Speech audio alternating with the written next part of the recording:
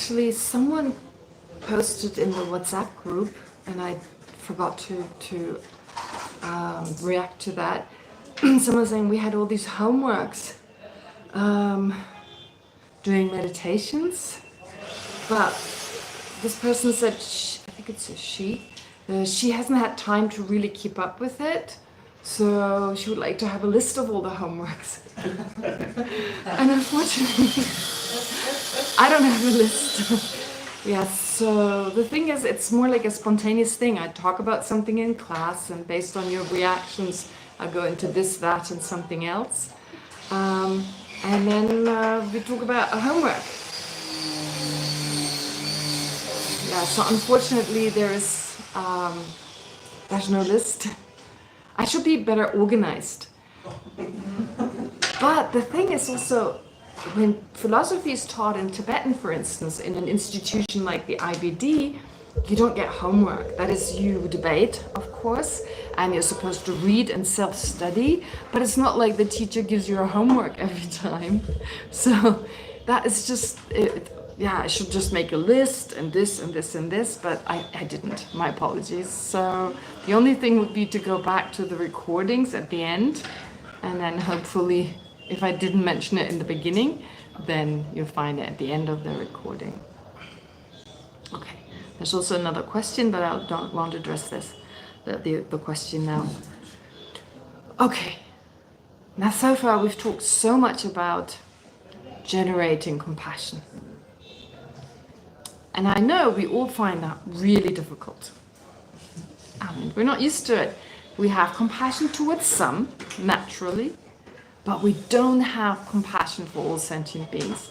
And definitely not the type here that focuses specifically on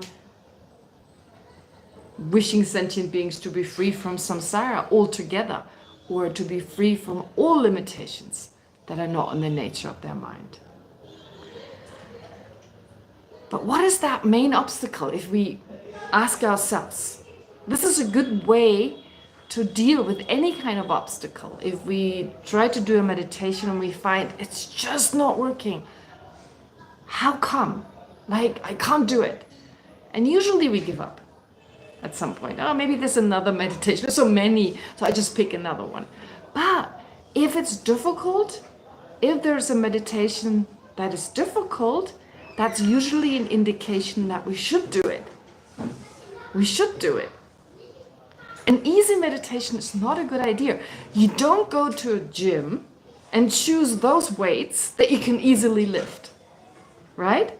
Oh, 100 grams of this. Oh, that feels so good. I could do hours of this.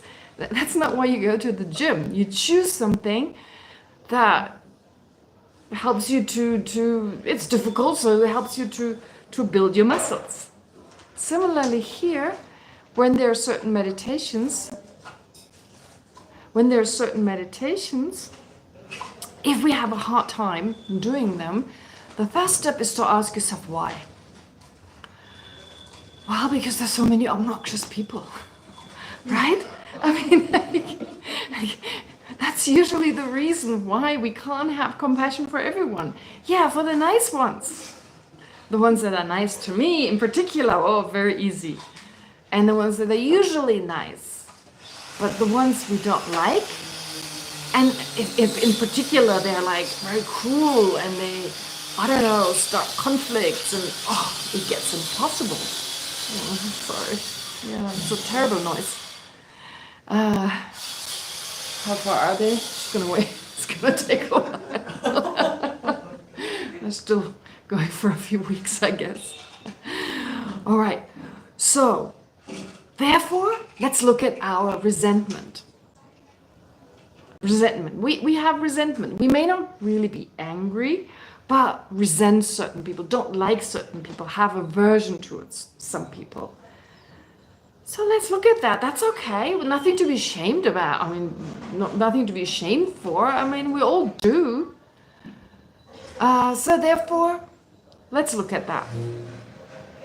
And how does that mind, what kind of mind is it? Well, it's interesting how our aversion, whichever is aversion or dislike or whatever, we focus on some negative quality of that person and then we blow it up. In our mind, it's blown up and it's so big now that the whole person becomes one with that negative quality, right? And so then we're angry with that person. There are a lot of arguments why that doesn't make sense. You remember Shantideva? Shantideva, the stick? I think it's chapter 6. Chapter 6, the chapter on patience. In there he says, if someone hits you with a stick, right? If someone hits you with the stick, we don't get angry with the stick, we get angry with the person hitting us. So why don't we, implied by that is, why don't we get angry with the stick? Well, simply because it's under the control of the person holding the stick, right? Well, then we shouldn't get angry with the person holding the stick. We should get angry with their anger because they're controlled by their anger, right? So getting angry with the stick, as someone hits us with the stick, get it out of anger, right? Out of anger. If someone hits us with the stick because they're angry with us, of course we don't get angry with the stick. That's ridiculous because it has no control. It's under the control of the person holding the stick. Yeah, but then we shouldn't get angry with the person themselves because they are under the control of their anger, their aggression. We should get angry with their aggression. But that doesn't work. No, we don't get angry with that aggression, right? We get angry with the person. Doesn't make sense, actually. Yeah, we associate, that's part of that person. So, but that's like saying, if they kick you with their foot, right? They kick you in the butt. Sorry, I can't come up with a better way of putting it, but they kick you, right? You don't get angry with the foot because that's under the control of the person. Bloody foot over there. No, just as with the stick. But this is a part of the person. This is a part of the person. So actually we should get angry with the foot, but no, it's under the control of the person. But again, the same argument. Well, we should get angry with their anger. If our previous kind of defense would be, well, the stick is not part of the person. Well, we can take the foot. That's part of the person. And then what else could we think of? Positive qualities the person has. Because when we're really angry, that anger, that is a powerful emotion and that now controls our actions. Remember way back when we started this class, I talked about the power of our emotions. How they actually are much more in charge than our rational thinking. So many examples of that. It feels like I'm not going to die tomorrow because I've got a lot planned, right? Rationally, I know I could die tomorrow, but it feels like, no, I'm too busy to die.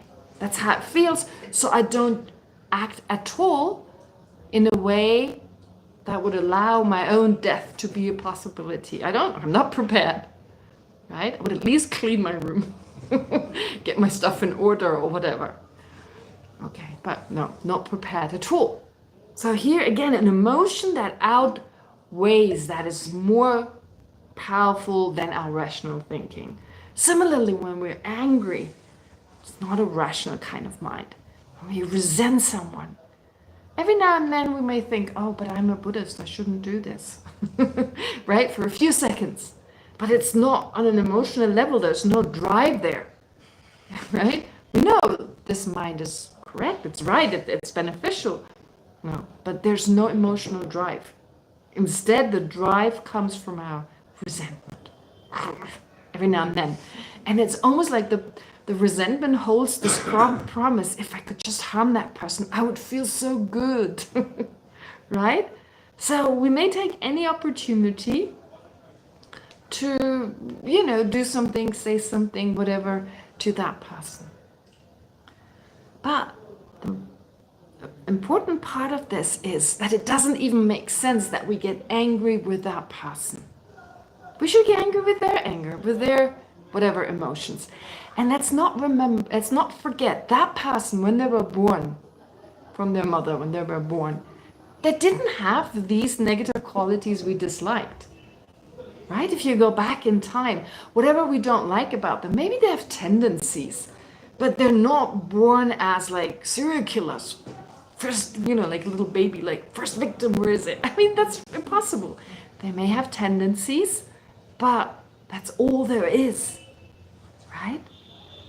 Therefore, then over time, they started changing, and it was due to many causes and conditions.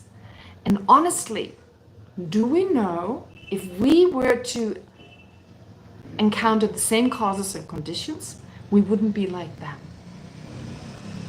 right? So every now and then we meet someone and they do something horrific and we're shocked. But when we think about it, why did they become like that? I mean, I can always think of that story. I'm not sure it's such a good example, but I always think of this story of my step-grandma, who I really, really liked. My father's second wife. So her mom, I liked her very much. She was a bit like my grandmother. Well, I didn't go to see her that often, but I did sometimes. And she was always very kind. And she was always quite interested in what I was doing, very open. She was already way into her 90s.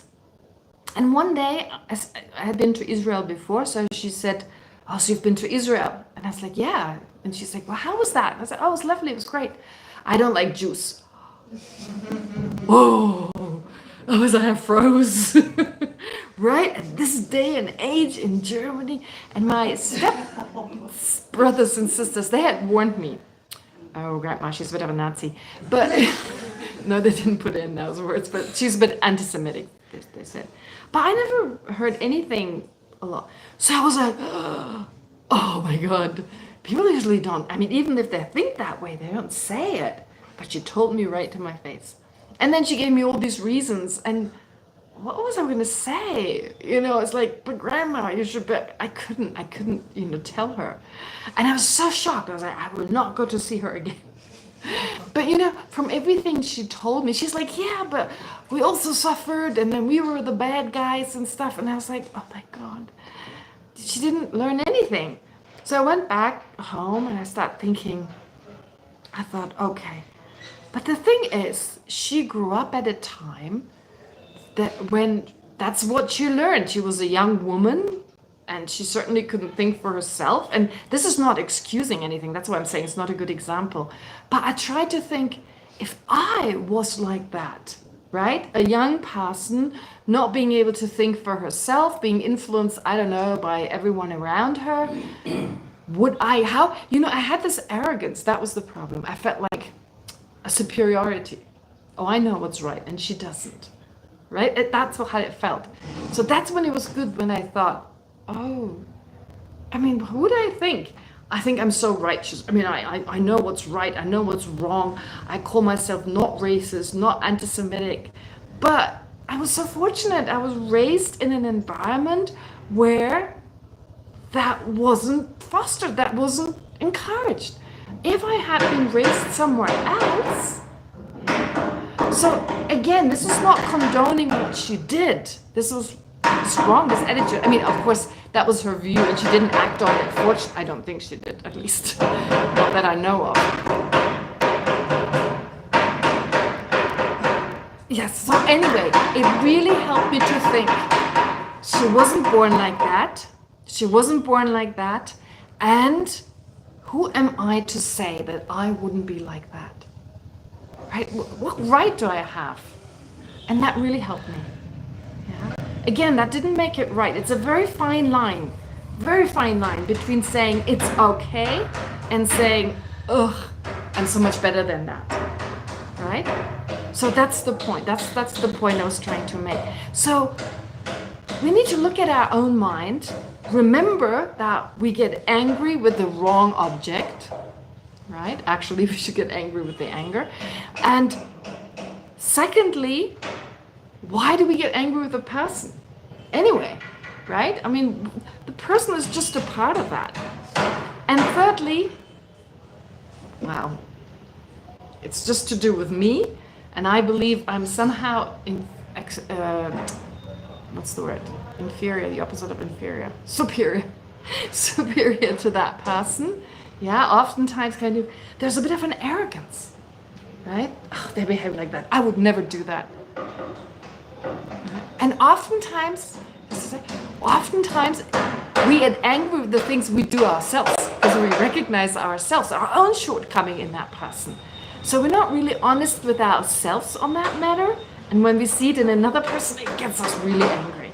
You wanted to say, yeah. Go ahead.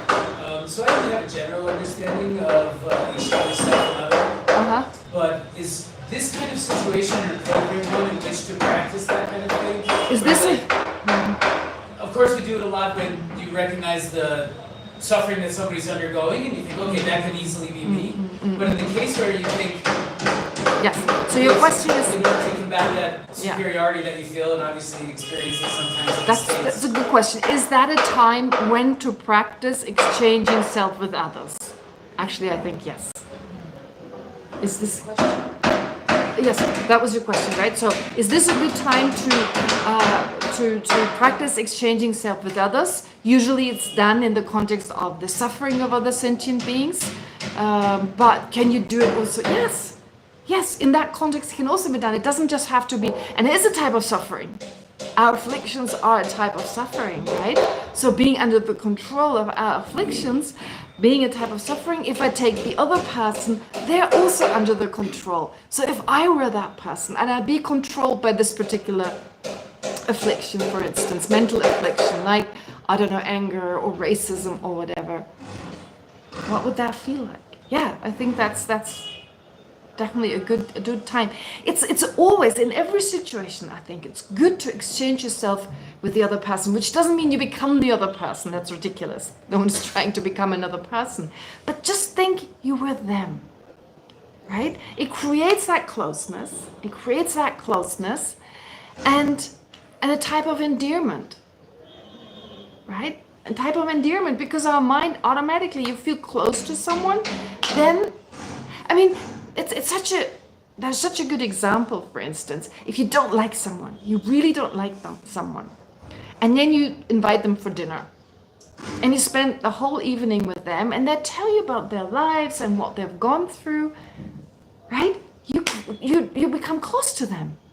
They very honestly, they're not showing off, they're not doing anything, they're just themselves and tell you about them. Who's not going to like them? Honestly, is that possible? If they're just honestly, better? Do you think? You can be more angry with them. You think? Well, if they're totally honest and they talk about their problems, and I mean, okay, if they're like showing off and you know they're aggressive, that's a different matter. But they just tell you, they very honestly tell you about their lives, what they've gone through, their problems, their difficulties.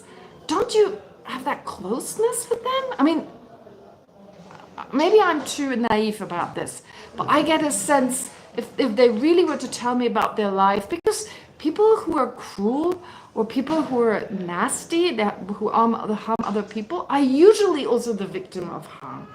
They were not born like, harm everyone, right? So if they tell you about what they've gone through, their difficulties, yeah, I mean, yeah, maybe I'm naive that way. Maybe that could be your homework. Invite someone for dinner. No, I'm kidding. You really don't like and have an honest conversation. No, I'm kidding. Yeah, so let's keep it open for debate, but I believe that creates this closeness and an understanding which makes it harder to hate them, right? But okay, I could be totally wrong. But the point is,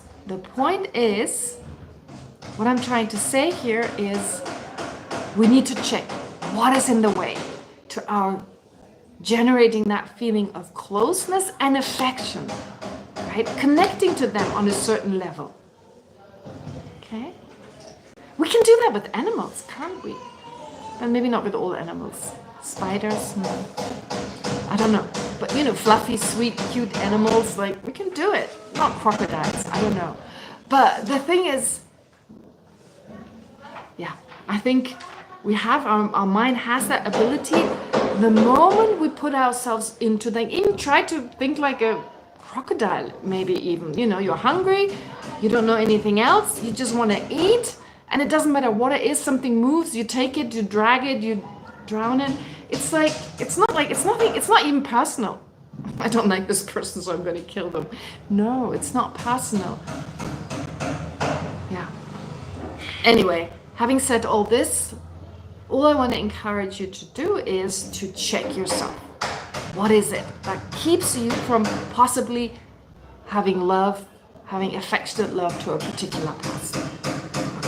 Having said that, let's take a moment to do the motivation, to generate the right kind of motivation by first generating as much as we can that feeling of closeness and affection, if we can, towards all sentient beings. Okay? And then we take it from there.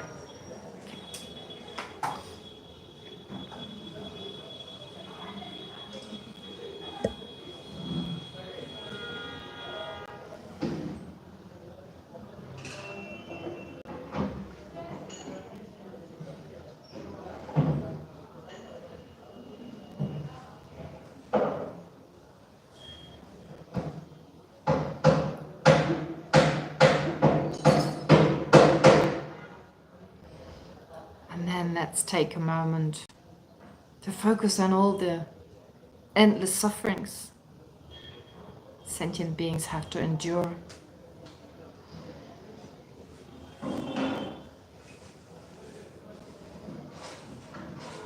Especially their lack of freedom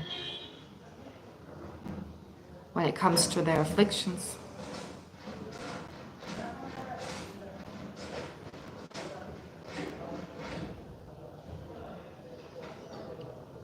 So let's generate the sincere wish for them to be free from any suffering and all the causes of these sufferings.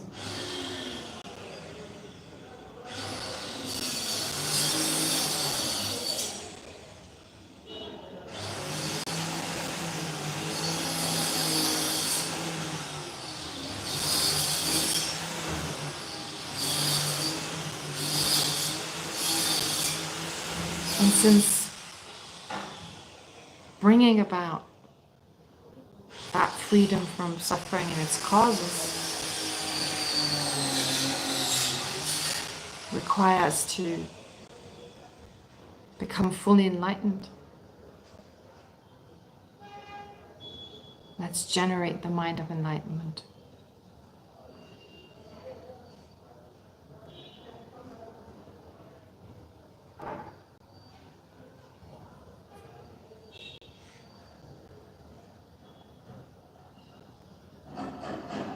So without letting go of that mind, let's recite the prayers. Until enlightenment, I go for refuge to the Buddha, the Dharma, and the Sangha. By the merits of listening to the teachings, may I achieve Buddhahood for the benefit of all sentient beings. Until enlightenment, I go for refuge to the Buddha, the Dharma, and the Sangha. By the merits of listening to the teachings, may I achieve Buddhahood for the benefit of all sentient beings. Until enlightenment, I go for refuge to the Buddha, the Dharma, and the Sangha. By the merits of listening to the teachings, may I achieve Buddhahood for the benefit of all sentient beings. May all sentient beings have happiness and the causes of happiness. May all sentient beings be free from suffering and the causes of suffering. May all sentient beings never be separated from the happiness that is free from suffering. May all sentient beings abide in equanimity, free from attachment and anger, that holds some close and others distant.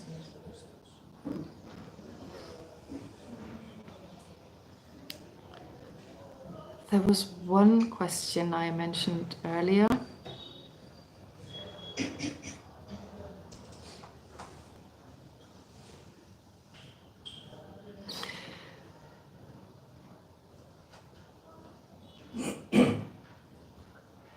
Okay, someone called Hannele. Oh no, sorry. First there's B. B asks, remember we talked about the 12 links last time, right?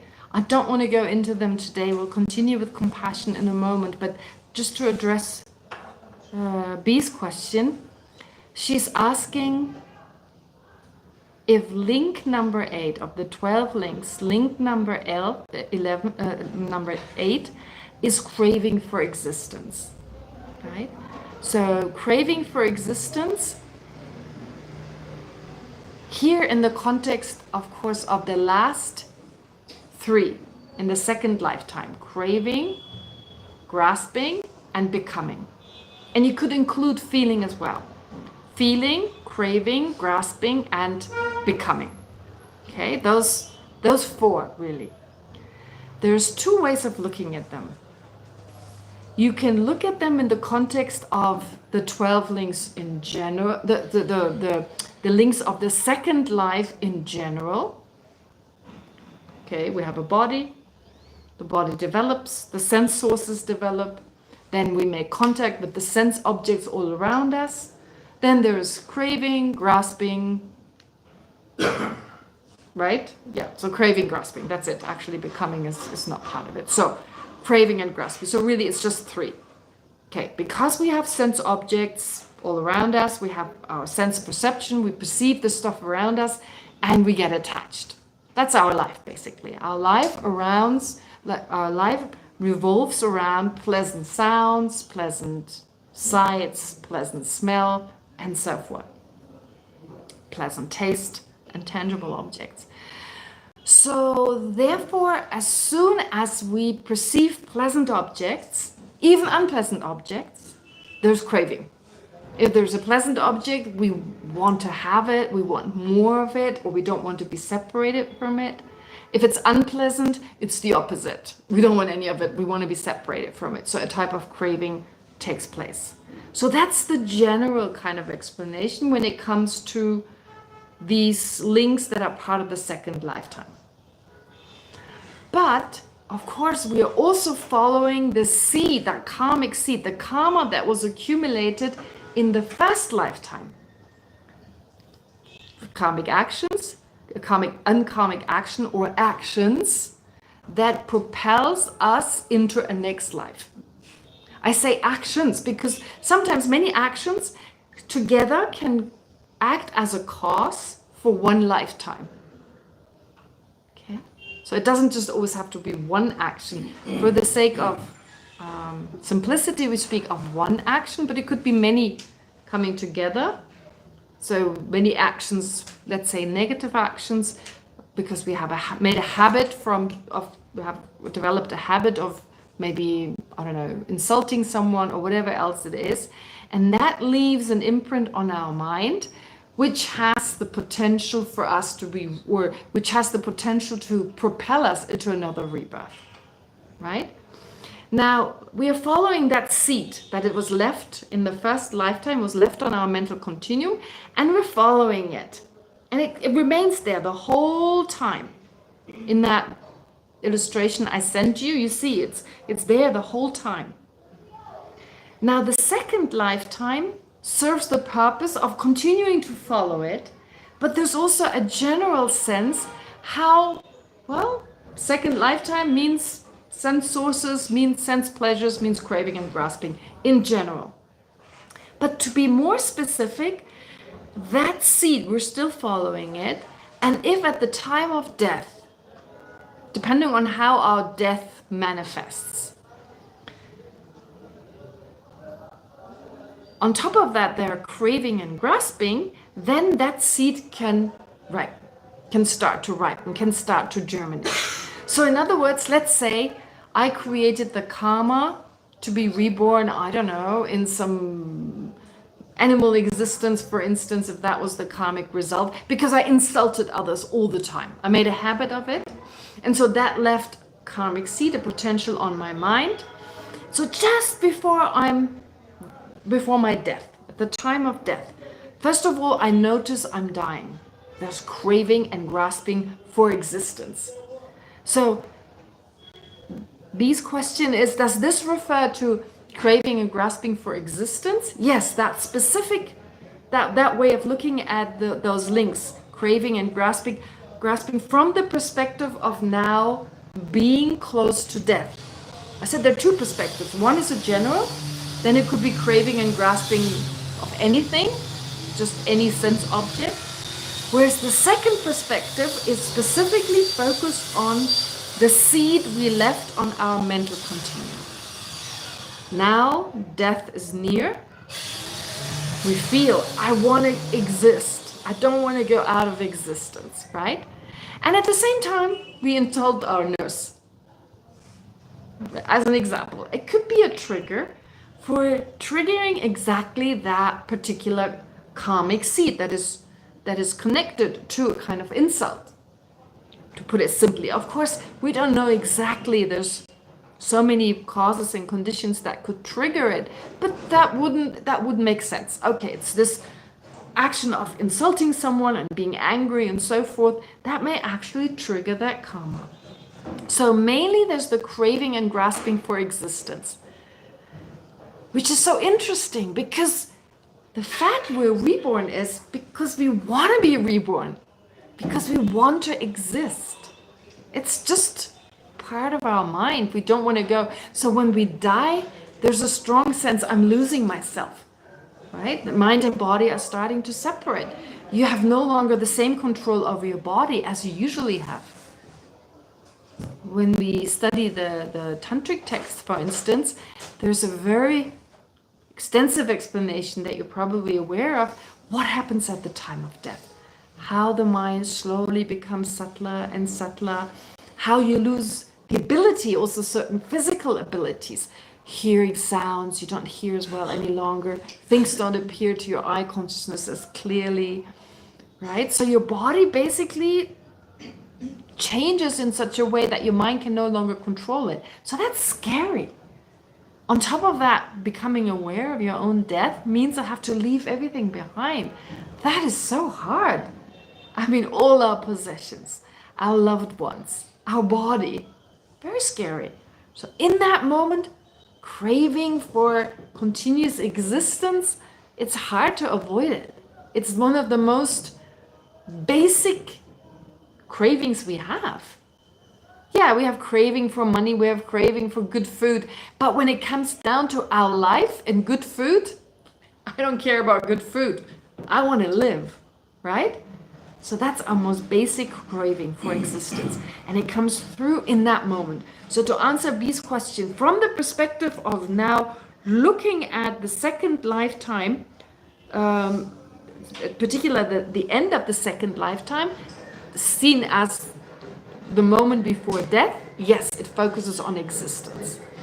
But seeing those links of the second lifetimes in general, it could be anything, to answer that question. And of course, then the seed that was previously left, that was the whole time laid dormant, now it gets activated, and a moment later, there's birth, there's a third lifetime. Yeah, so hopefully I've answered B's question. And then Hannele, she says, in the chart, we are following two different karmic seeds from two different lifetimes. No, just one. We're just following one karmic seed. Are there, in actuality, is there more than one seed involved? Yes. Right? We're following the seed that was left, the karmic seed that was left in the first lifetime. That we're following. But did it cause the birth in the second lifetime? No, that's a different karmic seed. But that's a different 12-link cycle altogether. We're not focusing on that. So therefore, since the second lifetime was caused by a link that isn't mentioned here, we're not following it. We're not following it. We're not focusing on it. We're just focusing on one. Therefore, there's only one we're following. And that one ripens as part of link number 10. And completing karma is not part of the chart. Is it part of the chart or not? Is it? Completing karma. Let me remind you, propelling karma is that which throws us into a particular rebirth. Completing karma is responsible for everything else that happens in our life, whether we're born female or male, what country we're born in, our daily experiences, positive or negative. There are different karmic seeds that keep ripening, and they're called completing karma. Are they mentioned in here? No, the answer is no. Okay, so this I've answered last time's questions. Now let's go back to the text. Why did we talk about the 12 links? Well, to understand how sentient beings are suffering, basically, how they're constantly thrown into new existences, are trapped in these links, and suffering unbelievably. I mean, just that lack of control, which of course we ourselves have too, but that's why we start focusing on ourselves first, to then look around and go, wow, so many, everyone basically. I mean, most sentient beings, not all, but those not liberated, they definitely experience all this. And it's still in the context of compassion, but we're wrapping it up in terms of compassion in general and bringing in wisdom now. Okay, that's part of today's class. But first of all, let's summarize briefly. We have heard so far in the first verse great compassion, focusing on all sentient beings and wishing them basically to be free from any limitation, from any fault. That is the root of any spiritual practice.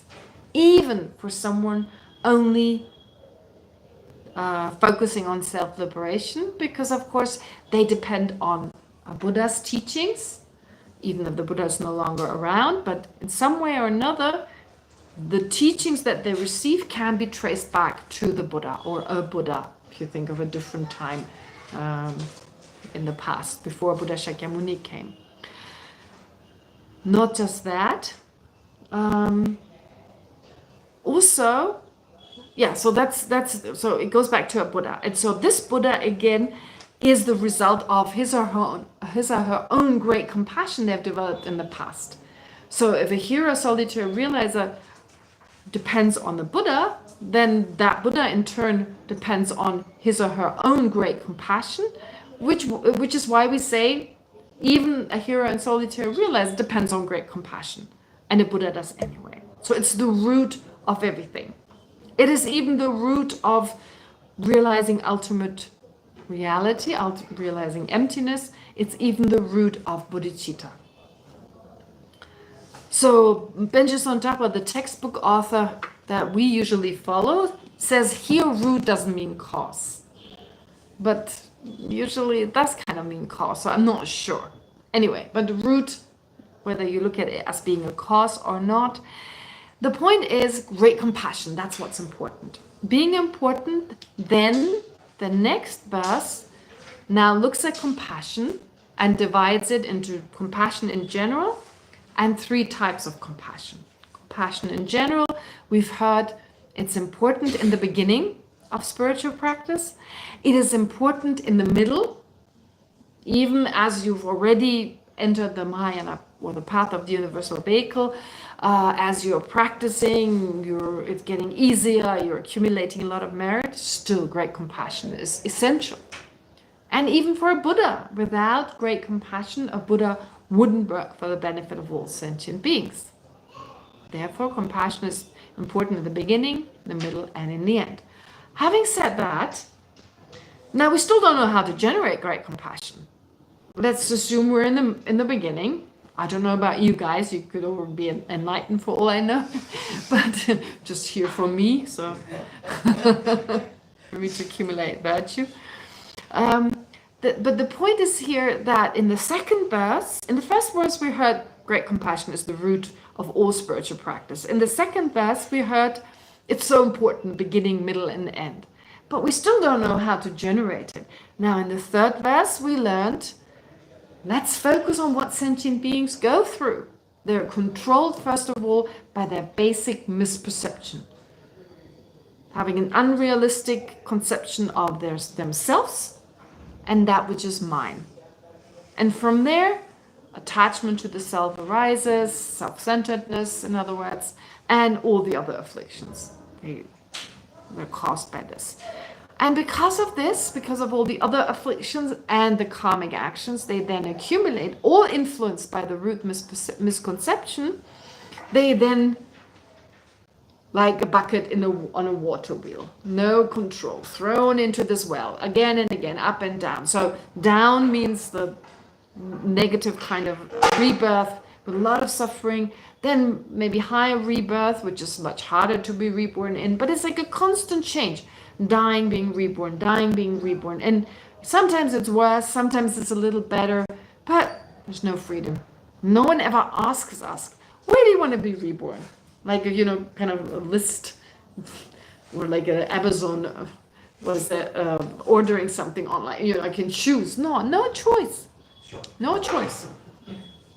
Wherever our karma takes us. So when we think of that ourselves and then other sentient beings, it's terrible. All right, this is how far we got last time.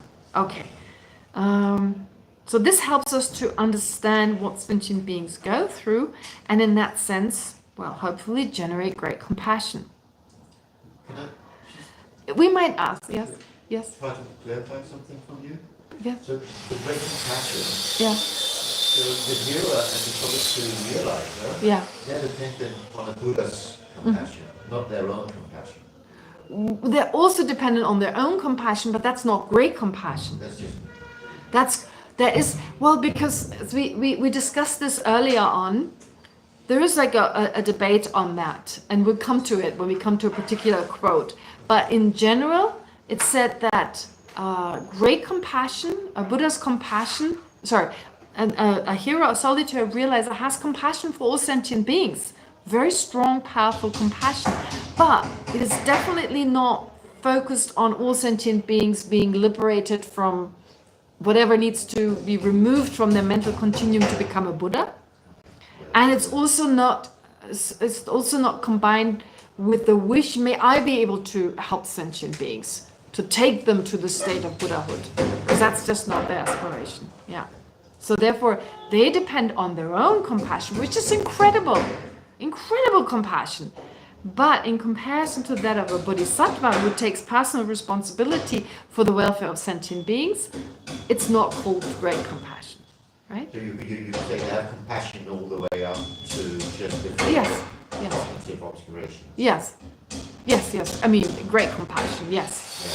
Up to cognitive obscuration, but not to cognitive obscuration. Yes. So, let's say here, solitary realizers, I can't say for all heroes and solitary realizers, but I'm pretty sure they want all sentient beings to be free from samsara, right? They want it for themselves. They have incredible concern for others, so they wish it for others as well. But they don't wish for all sentient beings to become a Buddha because they don't accept that is possible. They don't even wish it for themselves. And they also don't take personal responsibility. There's a sense I can't take all sentient beings to enlightenment, right? Even to arhatship, to becoming an arhat is difficult, but maybe they do have the wish to take them there, but that's still not the same as what a bodhisattva wishes for, to take them all the way to Buddhahood, right? And bodhisattva is dependent on a Buddha's great compassion, of course, also, and his own. Bodhisattva is dependent on a Buddha's great compassion, on his or her own, right? And a Buddha, of course, was previously a bodhisattva, and is so therefore also dependent on being a bodhisattva. Yeah, so it's a little complicated, but in the end, it all comes down to great compassion. Okay, now here let's continue reading. I think that's where we got to last time. It was page 59 in the Kindle version, 64 in the PDF, and 49 in the hard copy. 49. It starts with "We might ask." It's a paragraph that starts with "We might ask." Yeah. Will merely having contemplated how other sentient beings are tormented by suffering and its origin and its causes in the cycle of existence, does just merely contemplating that induce great compassion? Or does it require some additional complementary factor? The fact is, when we see an enemy suffering, far from any unbearable feeling, a sense of joy may even arise in its place. Right? I mean, we have to be really careful with that. That rejoicing if something terrible happens to someone who we don't like. It happens automatically. We hear a person we don't like and something terrible happens to them and we go, yes! We may even be joyful. I mean, it's terrible. That's just so negative. That's the thing. This is something very interesting. If we wish for another person to have happiness, our usual sense is that will benefit this person, right? If we wish for another person to have happiness, which is another way of saying if we love another person. Of course, we're all aware, I hope, that the word love in Buddhism means something very different to romantic love. Romantic love is a mixture between attachment and possibly also pure love. But love in the Buddhist context is the wish for others to have happiness. Now, when we have that wish for others or for another person to have happiness, who does it really bring happiness? Ourselves.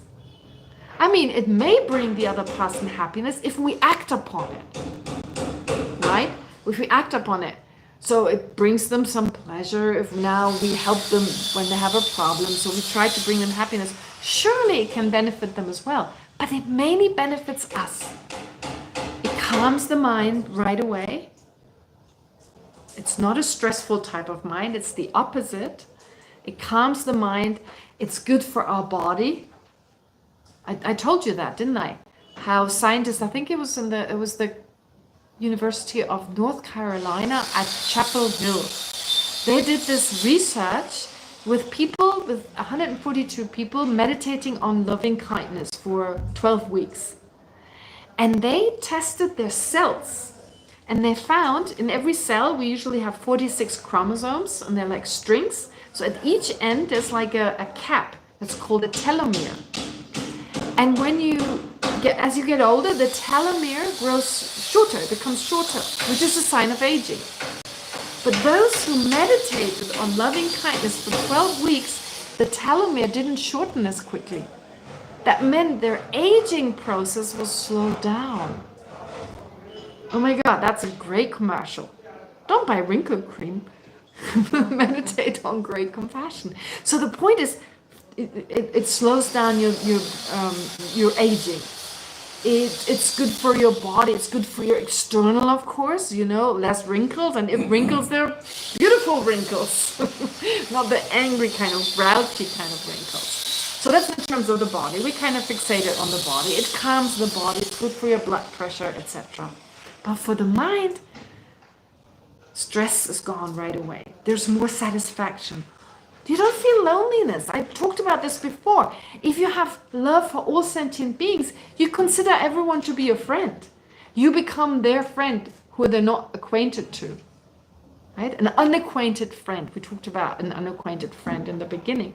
So it's like you have that feeling of closeness towards all sentient beings. So you don't feel lonely.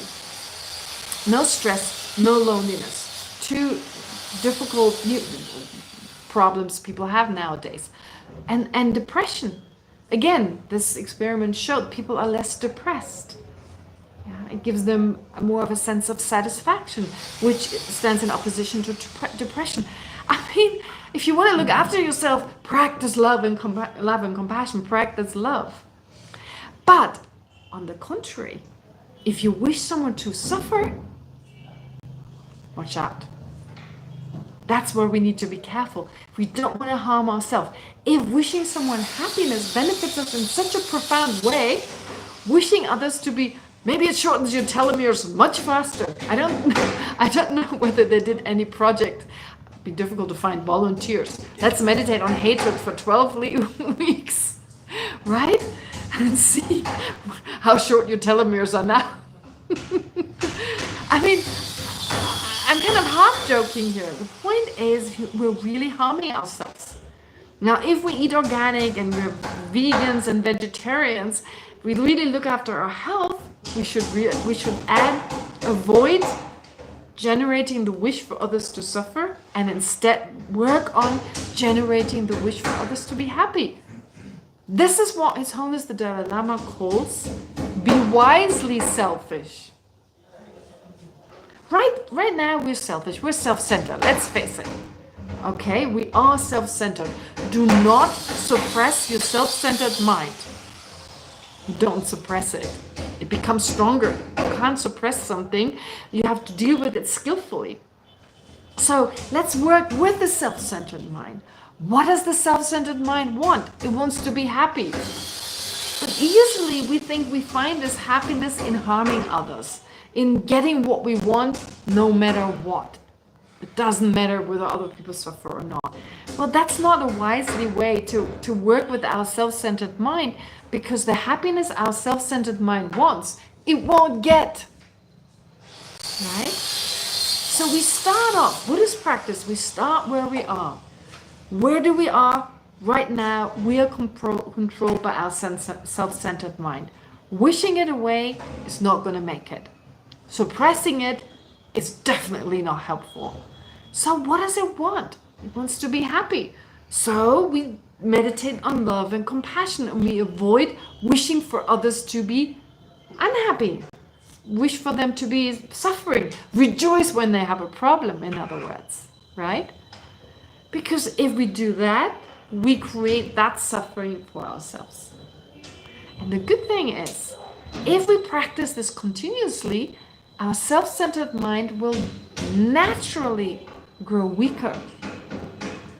Now, people in the beginning, when they hear Buddhism talks about being altruistic, comes along with the promise that it benefits you, their argument, and it's a valid argument, their argument is often, well, if you give me this promise that if I'm an altruistic, a kind, selfless person, then it will benefit me, well, my self-centeredness is just going to grow stronger.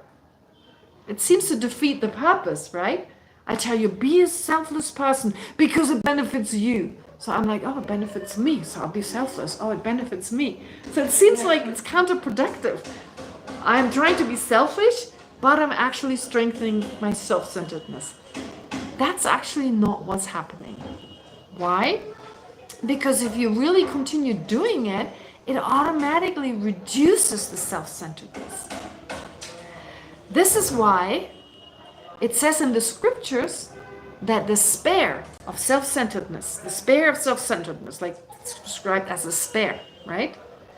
It pierces the self-centeredness. It destroys itself. In the sense that you utilize self-centeredness, it first accompanies your mind focusing on love and compassion. It guides your mind, right? Self-centeredness is what guides us right now. So I should be practicing the Dharma. I should meditate on compassion. I should meditate on love. It's involved in our practice. But it reduces that. It's in one way it's conjoined with our practice, but because it's conjoined with love and compassion, that love and compassion, it reduces self-centeredness. So in a way, we started off with this spear of self-centeredness, which is basically destroyed by itself, because it gets us to study, it gets us to it gets us to practice, it gets us to practice love and compassion. Does that make sense? Okay, great. Therefore, what I'm trying to say is, let's be super careful what we wish other people to experience. Very important. All right. Owing to what causes and wait. What factors make us? Where did I get to? I'm sorry, I went to I was on the wrong page. Okay. So, is it enough to just contemplate sentient beings suffering? Oh yeah, here it is. The fact is, when we see an enemy suffering, far from any unbearable feeling, a sense of joy may even arise in its place. Similarly, when we encounter the suffering of someone who's neither benefited nor harmed us, most of the time we're unmoved by their plight. Most of the time we don't care. This happens because we lack, on our part, a sense of holding them dear. Right? So when I say closeness, here, the sense of endearment, it's not just a feeling of closeness, but also a feeling of endearment, of affection. In contrast, when we see the suffering of those we love, close kin, we find this unbearable. First of all, do we have a closeness towards ourselves? Yeah. And do we have endearment towards ourselves? We have more than that. We think we're the center of the universe, right? We love ourselves in the sense, sometimes of course we harm ourselves, but the point is we see ourselves as more important in general. Seeing ourselves as more important as others can of course lead to self-hatred, which seems contradictory. But actually it's not. If on one hand, at certain times we see ourselves as more important, that means our success is more important. And our failure is a lot worse than someone else's failure. The more we attach to ourselves, the more we attach to our own success, and the less we're able to forgive ourselves when we fail. That's when we hate ourselves. So we actually have both. Can you repeat that as well? Yes, I'll repeat it. The stronger we attach to ourselves, right? So the stronger our self-centeredness, in other words, which is a type of attachment. That type of attachment considers myself and that which is mine to be more important and more precious than others and theirs. The stronger it is, the more important my success becomes. And become more attached to my success. If, however, I fail to be successful, I fail, in other words, I experience failure, then that is worse than other people's failure, which can lead me to hate myself. I hate myself. How can I do this? If my best friends were to fail, we may even rejoice, which is terrible. We may feel competitive towards them, but let's say no, we love them, but we don't consider them to be so important. We're not attached to them, or we're not attached to their success, which is why we're okay if they fail. It's human. We can give them good advice. Oh, don't be upset. It's just human. Next time you learn from your mistake. We're very good at giving them advice so they can overcome their frustration and their failure. But when it comes to ourselves, we have very strong self-centeredness. Oh, how could I fail?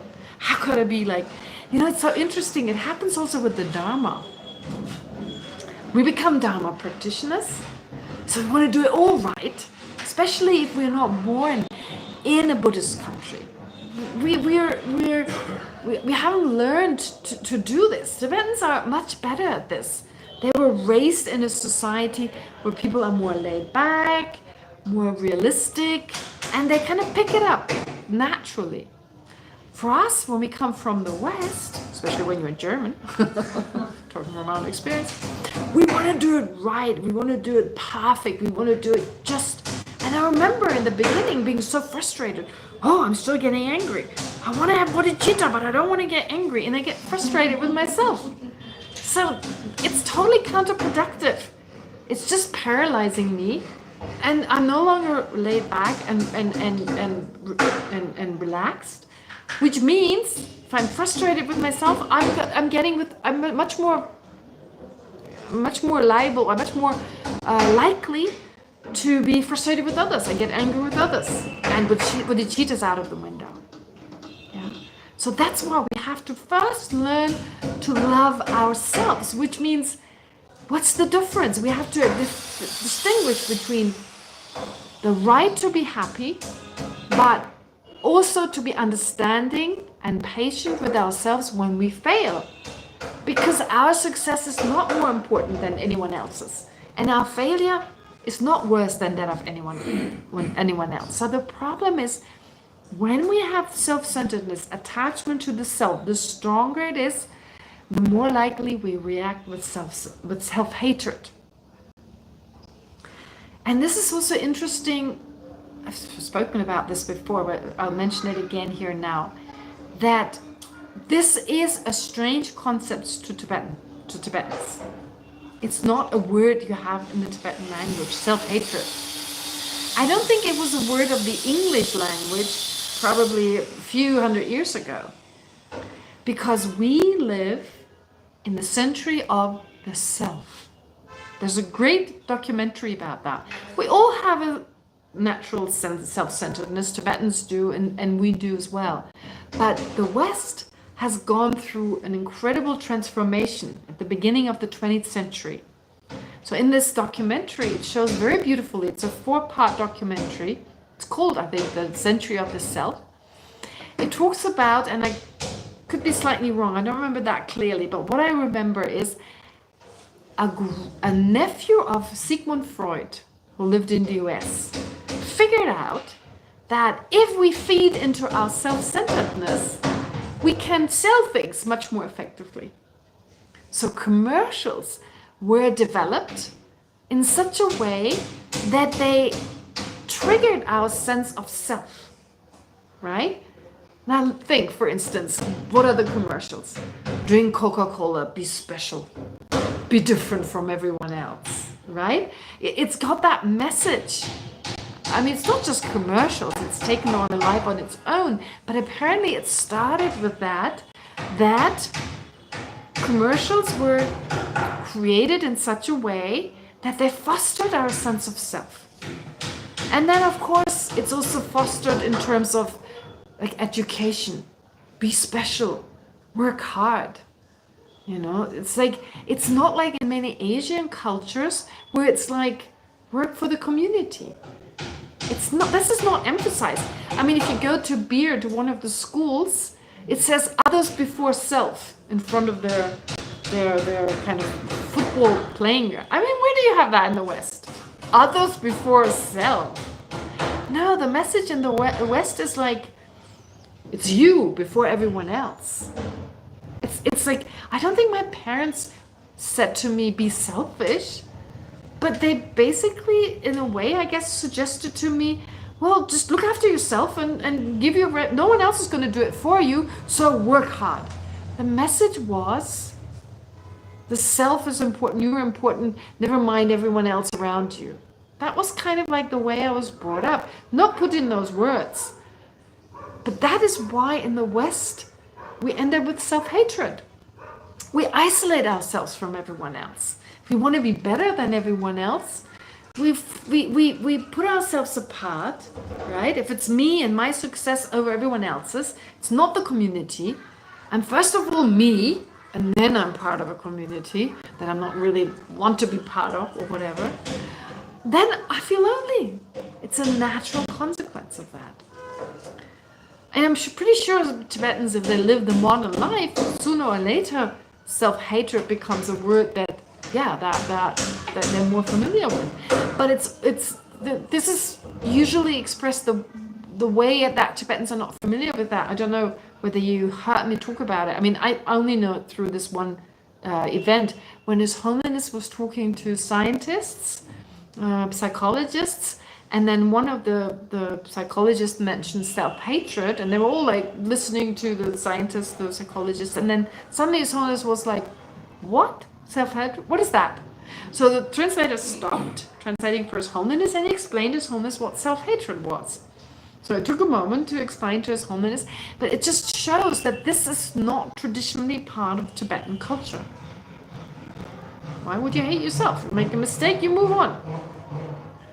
So guilt in the West, also very much like, I'm so bad, not being able to let go of our mistakes, right? It's got to do with, first of all, holding on to, I'm still the same person who made the mistake, holding on to permanence. I'm exactly that same person, which of course is not realistic. But on top of that, my failure to do something is worse than anyone else's. Because I was supposed to get it right. Right? So really loving ourselves as opposed to self-centeredness is a sense of affection that is forgiving, that is tolerant, that is okay with our shortcomings and doesn't feel full of itself, inflated when it comes to our positive side, positive qualities. Yeah, so it's a lot of work in the beginning when it comes to ourselves. Those two, self-hatred, arrogance, they seem to be so opposite from each other. Well, you can't have self-hatred at the same time as feeling inflated about yourself. Not at the same time, but in the space of 1 minute, you can, right? Oh, I'm so much better. Yeah, but I wasn't good at that. Oh, I hate myself. It totally works. I don't know, in the space of 1 minute or an hour or whatever it is. Simultaneously, no, but they're not contradictory. Okay? And that comes from, but we need to again be understanding of ourselves. Okay, I'm selfish. All right, okay. Let's start where I am. I start there. Okay, so how can I deal with that? So this first step of being accepting. And then, of course, we can do it for others. Now, this is not mentioned here because this was Lama Tsongkhapa, 14th century. He didn't suffer from self-hate. We need to add that in the 21st century. We need to add it. Yep, we have a disadvantage. We have lots of advantages. Yeah, a lot of advantages in the 21st century. Getting Dharma material, getting teachings, all that has become so much easier. But we're dealing with very strong self-centeredness. And we need to be aware of it. Work with it, not against it. Yeah, and apply methods that may not be mentioned here, but modern psychology, of course, and understanding the teachings correctly, we know what to do it. That's why we need to study it. We need to study this, and eventually we figure out what we need to do, how we can work with our own mind first, or generate self-love first of all, before we can actually love others. Anyway, going back to others, this happens because we lack on our part a sense of holding them dear. In contrast, when we see the suffering of those we love, close kin, we find this unbearable. In fact, the more profoundly we hold someone dear, it seems, the more intense the feeling of unbearableness. The closer we feel, the harder it is to see someone suffer. Thus, the essential point is how we need to generate a sense of endearment toward other sentient beings, and ourselves included, of course. A deep regard for them, cherishing them in our heart. Respect is also important. Respecting others. Sometimes when we're really close to someone, we don't respect them. Yeah, like a really close friend, we may be much more likely to get angry with them because we don't respect them.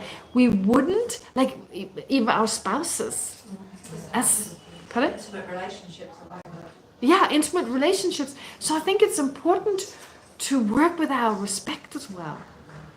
I always remember when Geshe Thupten Pesang talks about generosity, for instance, taking it to a different context, giving money to the beggar here. He said, do it with respect.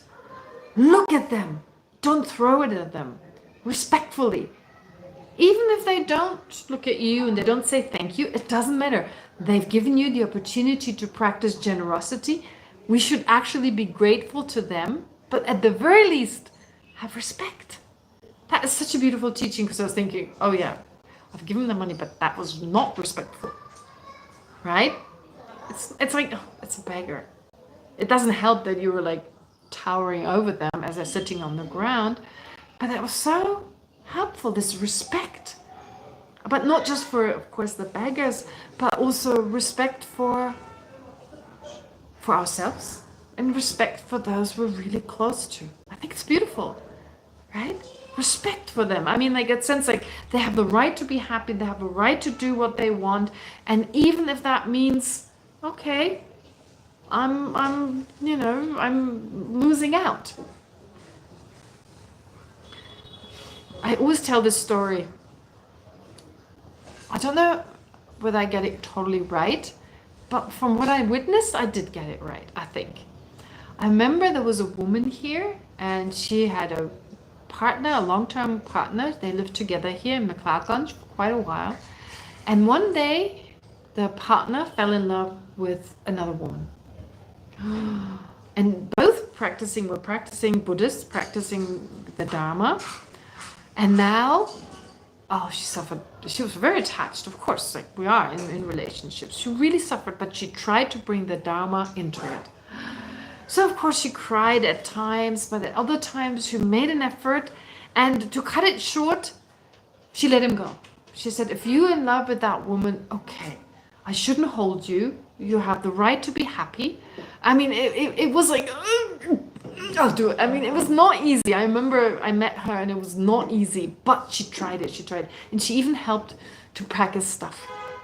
In the end, she was totally supportive. She said, please don't hide it from me. Be open about the relationship. Because, of course, initially he hid it from her. But she found out and she was like, okay. And, it wasn't easy, but still she made it work. And in the end, he decided to leave her. She helped him to pack his thing. I don't know whether she brought him to the bus station, but at least he let her go. And you know what happened? 2 months later, he was back. Oh, if she had been like, don't leave me, hold on, fight with him, and it's like there's no respect. It's just what I want. That's all that counts. But what she did with him, letting him go, and the other woman didn't do that. So he realized what he left, and he was back. And because she was able to do it with dignity, let him go, she could take him back. Right? It was so beautiful. I mean, it wasn't as perfect as I make it sound now. I was told that, it wasn't easy. But the point is, this is huge. This is an attachment that is very difficult. And to do it with such dignity and trying to bring the Dharma in, it's been, I thought it was inspiring. And she got him back. Which shows us relationships only work on mutual respect and giving the other person enough freedom so that they don't feel like they have to stay, but they want to stay. Yeah, it's just in the nature. You want to hold a dog, you want to, tie them, they want to get away. Yeah. But if you let them like parents that hold on to their children, like, they just want to get away. If you give them a certain amount of freedom, while looking after them, of course, then they're much more likely to stay. Yeah? All right. So, it's not easy, but it makes sense, doesn't it? That kind of respect. The more intense the feeling, thus the essential point is now we need to generate a sense of endearment towards other sentient beings, a deep regard for them, cherishing them in our heart. It's beautiful, isn't it? And that feeling feels good as well for ourselves. Hatred doesn't feel good. Resentment doesn't feel good. If we can really embrace others, I mean, look at His Holiness the Dalai Lama. He's so jolly. Has always been. I don't think he has an ounce of dislike for anyone. Like, no way.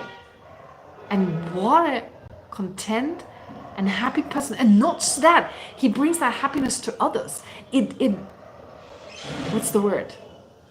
It radiates, exactly. It radiates out of them. It radiates out of him. This love and compassion radiates out of him.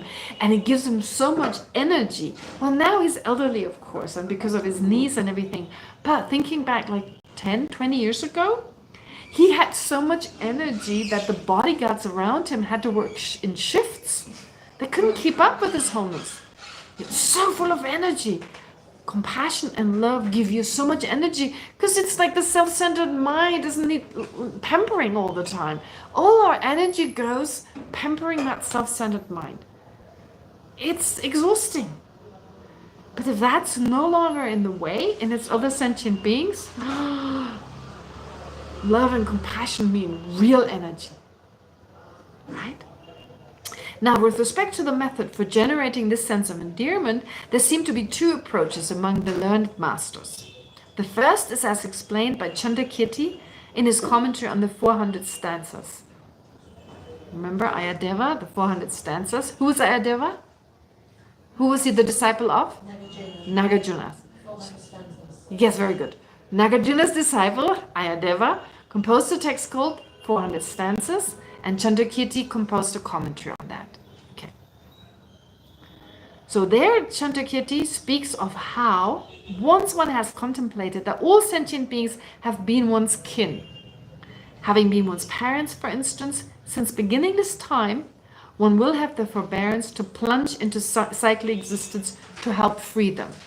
So this is this whole idea, of course, since beginningless time, we've taken rebirth, and everyone has been so close to us at some point, right? Our child, our parent, and so forth. That is one technique. The 6 causes and one effect technique, in particular, becoming aware that everyone has been, one's mother has been extremely close to oneself, and so forth. That's one method. And then the second, this is also the method taught by the great being Chandragomin, as well as the learned Kamalashila. Who was Chandragomin? He's not mentioned as much. Who was Kamalashila? Mentioned more. The disciple of the one who brought Buddhism to Tibet. Yes, very good. He was the disciple of a very important Nalanda master who brought Buddhism to Tibet. Buddhism already existed in Tibet before. I mean, Guru Rinpoche and Misambala was, of course, Even he arrived together. they worked together, yeah. But even before that, Buddhism already existed. But Guru Rinpoche and Shantarakshita, those two, were instrumental in the 8th century, having been invited by King Chisom Detsen. He was a king in Tibet. They were instrumental to bringing Buddhism to Tibet. Without them, no Buddhism in Tibet, and no Buddhism for us, definitely not Tibetan Buddhism for us. Because it was destroyed in India, it disappeared in India, went into all sorts of different countries, but in India it ceased to exist at some point. But what I'm trying to say is, as Venerable Lobsang said, yes, so Kamalashila, we heard his name before, because he went to Tibet as well, together with Shantarakshita. Yes, yes. There was a very famous debate between Kamalashila and a Chinese. They call him Hashang, but Hashang is really just the Chinese word for teacher. The Chinese word for teacher, apparently I don't know Chinese, but it's Hashang. But his actual name was actually the name of the teacher. I still need to look it up. Moheyan. Moheyan was apparently the name of this Chinese teacher. This is an important time. I might as well mention it here in this context, since we talk about it anyway. It's important to understand everything about Tibetan Buddhism, I guess, or understand Tibetan Buddhism better. At the time when Buddhism went to Tibet, there were other traditions of Buddhism that also made it to Tibet. So the Chinese influence was there at the time, and especially this Moheyan, this particular teacher, he proposed that enlightenment comes suddenly if you just let go of thought. So that was kind of the idea. If you let go of your thoughts, then you can become enlightened.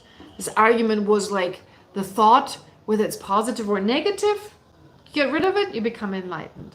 It's like whether a white dog bites you or a black dog bites you, you need to get rid of the dog in order not to get bitten. That was his argument. So whether positive thoughts or negative thoughts. Kamalashila and Shantarakshita's, so this other tradition that came from India, from the Nalanda tradition, was different. They said, no, it's a step-by-step, it's a gradual process. You can't just wish away your thoughts or just, meditate and think of nothing and that gets rid of your thoughts. It's not going to happen. So that was a different kind of approach. You need ethical living, you need meditation, wisdom, and everything else. So it's a gradual process. And it's said that according to the Tibetan sources, Kamalashila won the debate and Moheyan's influence waned.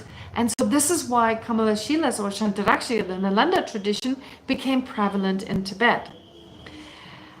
And so actually as a result of that, King Chisom Detsen, he asked him to compose a text that in Sanskrit is called Bhavanakrama, and in English it's called Stages of Meditation.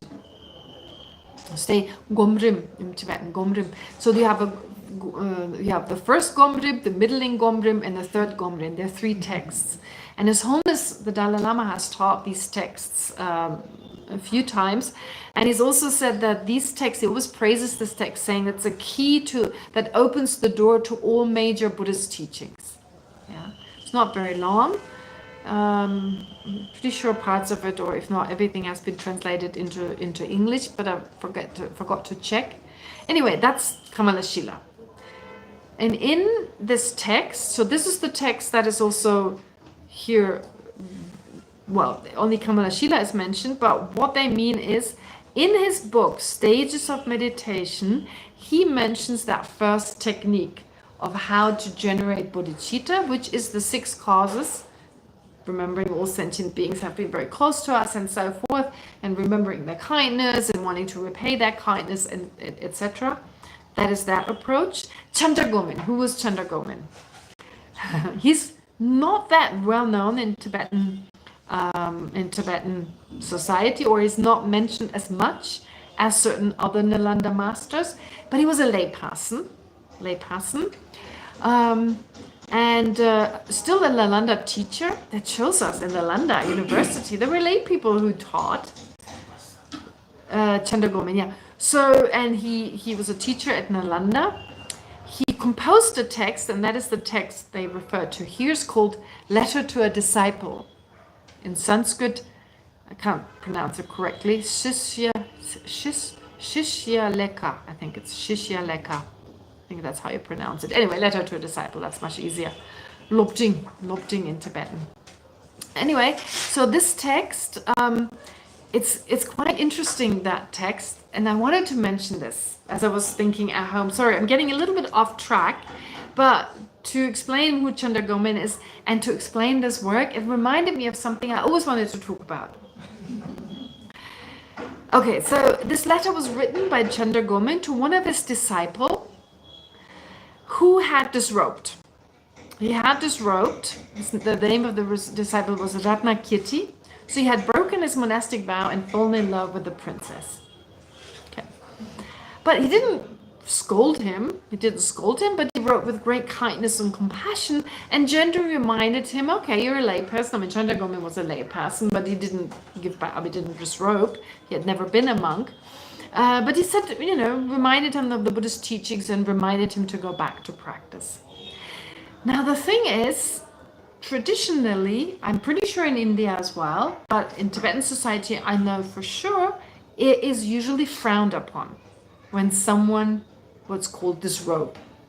There are 2 ways of disrobing. You offer your vows back, or you break your vows. Obviously, the first option is seen as better. The second, well, better offer them back. That's better than breaking them. Okay. Nowadays in Tibetan society, it's not as bad as it used to be. I mean, in the beginning, it was like, oh, you see this person? He was once a monk. Oh, you see her? She was once a nun. It was always attached to the description of someone. You just wouldn't lose it. But nowadays, people do disrobe. It's hard to be a monk or a nun. Geshe Thupten Jinpa is highly regarded in Tibetan society. I don't know, Geshe Thupten Jinpa, yeah, the translator of this book. I don't know what it was like when he did disrobe. Whoa! But now they see his incredible work, and he's still doing everything for the Dharma. Now they refer back to him as a Geshe again. For a while, no one called him Geshe because that was associated with him being a monk. But now they're going back. Of course, he's still a Geshe. I mean, it's got nothing to do with his vows. It's got to do with his education, with his understanding. But some Westerners still frown upon when Western monks and nuns disrobe. I know someone who used to be my classmate. When he disrobed, other Westerners wouldn't talk to him. And I think that's terrible. The fact that this person did it, I mean, it's not easy, right? His parents weren't for it, they didn't agree with it, and it's a different cultural background, and he's done it for some time. For me, this person is still a little bit Sangha. For me, this person is still part of the monastic Sangha, because I know they know what it's like, my life. They know my life, right? They know they've lived that life. So in a way, I think it's great they did it. Okay? And it's also very good to teach Westerners, because they have both sides. They're lay people. Oftentimes lay Western students of the Dharma can relate to a layperson better. Of course. Yeah, I'm a monastic. There's a bit of a distance there, unfortunately. Yeah. I live a different kind of life. So it creates that distance. Whereas someone who has been a monk or nun before and then disrobes, they know about the monastic life. They've lived it. But they're also a lay person, and some people can relate to them better. So it's a good thing. I don't think it's bad. If they broke their vows, I mean, they accumulated the non-virtue. Who am I to judge them if they harm themselves, basically? But giving back your vows, that's a good way of doing it. Who am I to judge them, right? I mean, what they are undergoing, in my case, I was fortunate that certain circumstances didn't come together in their case. And if I had undergone what they had undergone, how do I know I would still be a nun? I really don't know. So I think it's terrible that in the West sometimes, I just saw this video online of a person who just disrobed, and he explains why. And just that he has to explain himself, right? I mean, I came across, it felt like he felt bad about it, but I chapeau, how do you say? I take off my head. We say it's a Swiss German. It's French, actually. Take off my head. I mean, to go out there and tell everyone this is why I'm doing it, being so honest. But he doesn't have to do that. I think it's very important for us to respect them just as everyone else and see that extra quality. They've done it. Yeah. Anyway, and so this is what Chandragoman, he didn't scold his disciple. Oh, you bad boy, you fell in love with the princess, and he broke his vows according to what I read. Like, he broke his vow. That's even like, whoa. No, but full of compassion and understanding, he asked him, continue to teach, continue to practice the Dharma. I think it's beautiful. Anyway, that's why I wanted to talk about it. Not that but hopefully, it's like, yeah. And it is getting better. It is getting better. But still, I think it's important to say it. All right. Okay, so these are the two, Chandragoman and Kamalashila. There was also a debate between Chandragoman and Chandrakirti that went on for 7 years, but never mind about that now. I said enough about Chandragoman. Chandragoman and Chandrakirti were at the same time? Yeah, because otherwise they couldn't have debated, yes.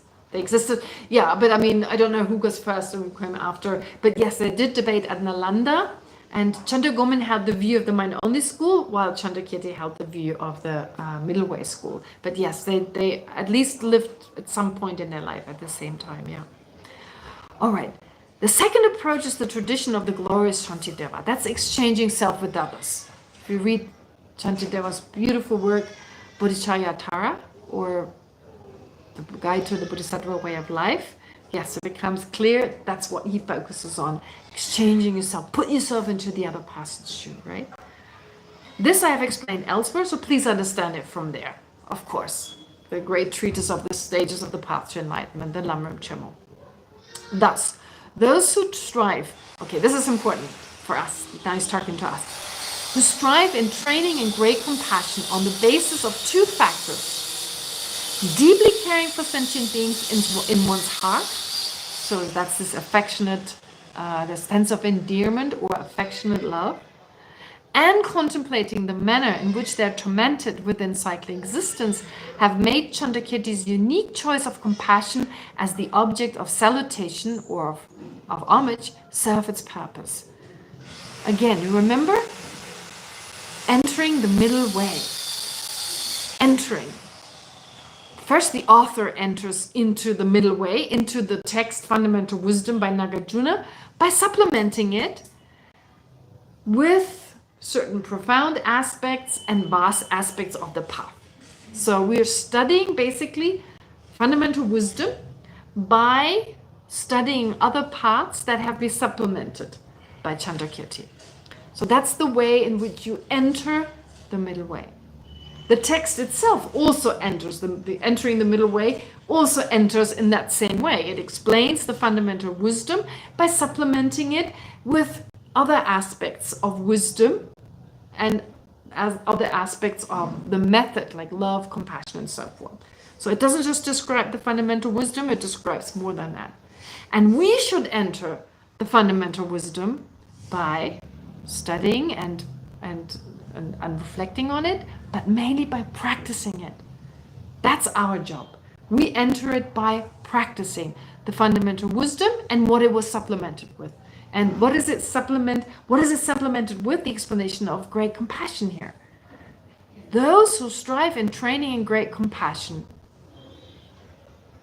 they have made Chandrakirti's unique choice of compassion as the object of homage serve its purpose. What is the purpose of Chandrakirti bowing to great compassion? For us to practice it. That's the purpose.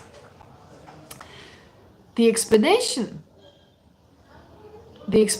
of one who fails to do this, right? Someone who explains this text, who writes a commentary on this, but does not train in great compassion, yet harbors the pretension of being versed in this text, will resemble the recitation of a parrot. Yeah, you can be very straightforward, Lavatsangapa can be harsh.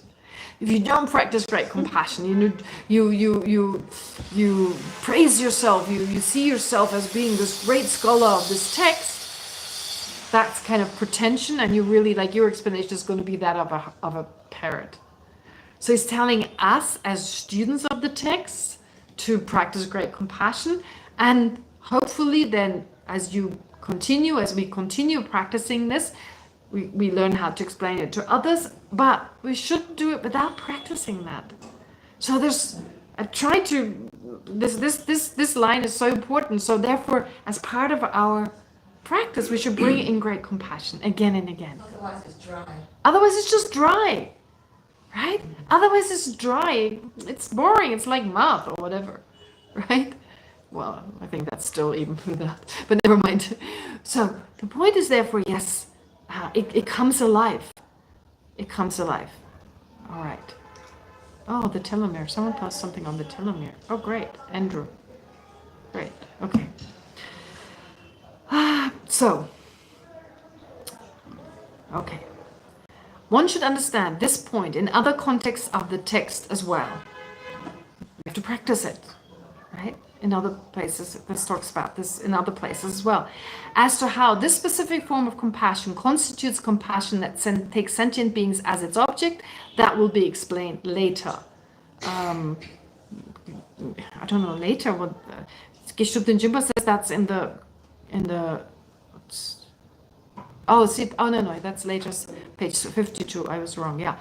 So it will be explained later again on page 52, I guess, in the. Yeah, that would be 62 in Kindle and 67 in the PDF file, right? 67, 51, yeah. Sorry, I misunderstood. I read the wrong footnote when I read this at home. So I was like, explain later. I thought he meant in another text, but that had already been composed, so why would he say later? Okay, never mind. All right, and now we finally come to, took me a little longer, sorry, paying homage to compassion that takes phenomenal reality and takes no reference as its object, which doesn't make much sense when we first hear it. Now, what is he saying here? What is Chandrakirti saying here? Compassion needs wisdom.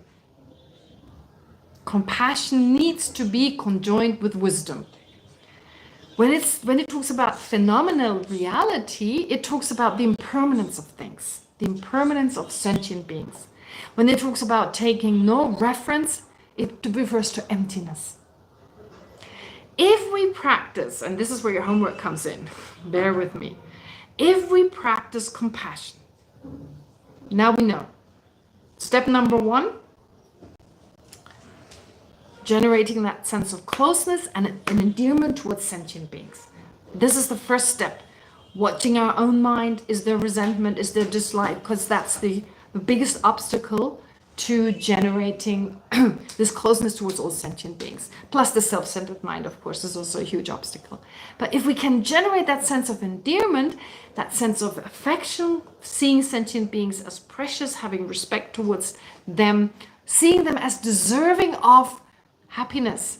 Because karma is not saying you don't deserve to be happy, right? If someone, I don't know, goes to the wrong water tap, drinks some water and they get sick because they had some bacteria in the water. I don't say they deserve it. They just didn't know. They drank from the wrong water. So likewise, when sentient beings create the karma for suffering, it's not that they deserve to suffer. They thought it was going to bring them happiness. If I steal, it's going to bring me happiness. If I'm going to be rude, it's going to make me feel better. But in the end, they're harming themselves more than anyone else. So it's not about deserving to suffer. No one deserves it. It just explains why we have certain experiences. We've done things in the past, however long ago that might have been. We're no longer that person. And these ripen now like seeds ripen at some point in the future. No one deserves to suffer. But can you say that they deserve it because they accumulate the karma in Yeah, previous yeah, time? yes. But no one is saying that they deserve to suffer. Because sometimes people misunderstand karma, thinking, oh, if you say someone has accumulated a negative karma, you're saying they deserve it. No one deserves to suffer, right? No one deserves to suffer. And we pretty much accumulate a similar karma, let's be honest. You know, people have asked me that, and as a German person, it's been a question I dreaded. When people ask me about the Holocaust, what about karma? Right? Well, first of all, no one deserves to die in a Holocaust, and we pretty much all created the karma to die in Holocausts. I mean, we've done everything. We all created the karma to die, to be stolen from, etc. But it's not just karma, there's also the external circumstances, right? If I have the karma to die in an airplane, there needs to be an airplane. It's as simple as that, right? So it's just, I don't know, if I have the karma to be killed as a dog, I have to be a dog first, or there must be someone to kill the dog. So the thing is, like, it's not just karma. That's one of the main causes, but it's also the external circumstances. So I keep saying we all have the karma to experience what everyone else experiences, but right now the circumstances don't ripen for us, right? So in the Holocaust, for instance, well, it was because of the hatred of the Nazis and their anti-Semitic views that it happened. It also didn't happen to everyone, but to a lot of people. Of course, also people of other backgrounds, for instance, also. But it's not saying that anyone deserved it, and not that they have worse karma than we have. It's pretty much, since beginning this time, we've accumulated a lot of messy karma, right? But the thing is, and it's not about saying it's your karma. No, I wouldn't say that to anyone. Never. It's to think myself. I find that very liberating. I find it very liberating. I don't feel like a victim, right? Being a victim is like paralyzed. No. There's something that came from this mental continuum, very impersonal, from this mental continuum, but it gives me the power to also make changes. So I have certain experiences, okay. Sometimes I can change it, sometimes I cannot. It gives you powerful stuff. Yes, exactly. That's exactly it. Yeah. It's very powerful in order to stop it. Yeah. To make a change, to change things. Yeah. So I cannot change my past, but I can try and make an effort to purify the karmic imprints and work towards not experiencing the same again in the future. Therefore, it's in my own hand. But this is just for me personally. I'm not saying to anyone this is their karma or not. I'm just talking about karma in general. But my point is, no one deserves to suffer. Everyone deserves to be happy. Everyone has the right to be happy. Okay. Right. So, therefore, here, what we do is, in terms of compassion, we now need to reflect on certain aspects of sentient beings. One is impermanence. Okay, we start off with impermanence. So great compassion, the first type of compassion is just focusing on sentient beings, wishing them to be free from suffering.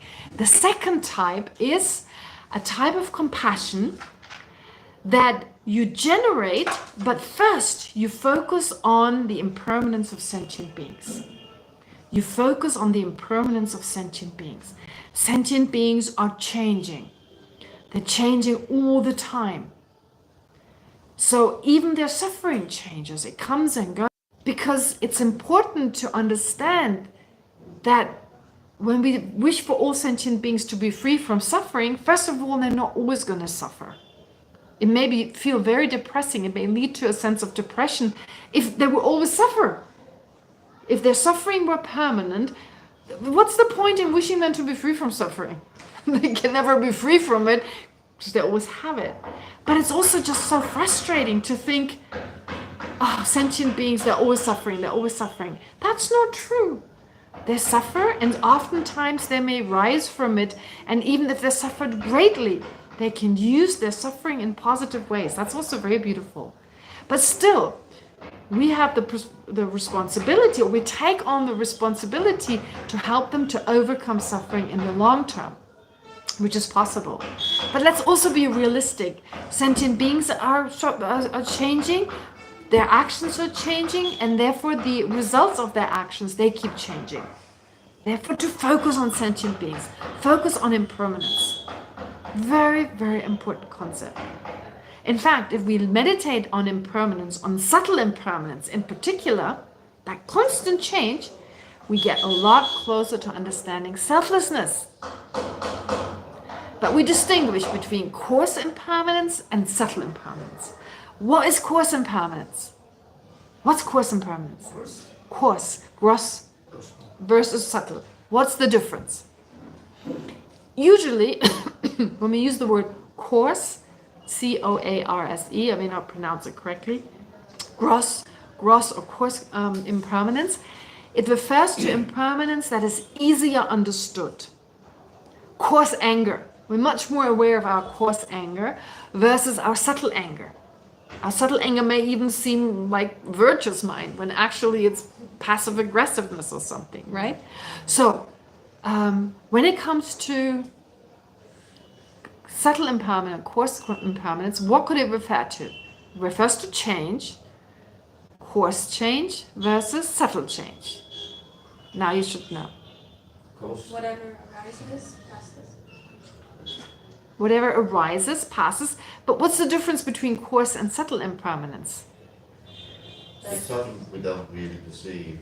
The one we not really perceive and the one we do perceive. What is it, the one we perceive?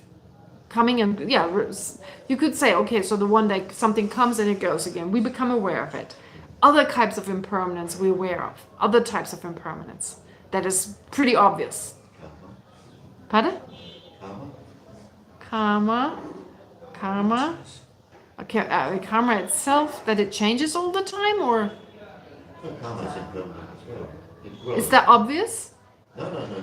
That would be very good. Oh, okay. So what is an obvious type of change? An obvious type of change. A coarse impermanence means the change of something that is obvious. Yes? Pain? Aging? The aging over a few years, not the constant aging, right? It says in the Lamrim, we're lucky that it's slow. Sorry, Venerable saying. That something breaks, exactly.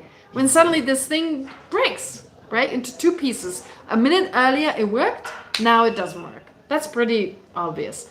Anything else? Huge one, big one. Eating myself. Death, that's it. Death. That's a coarse type of impermanence, right? One day you're there, the next day you're dead. That's a huge transformation. Yeah, that's pretty obvious.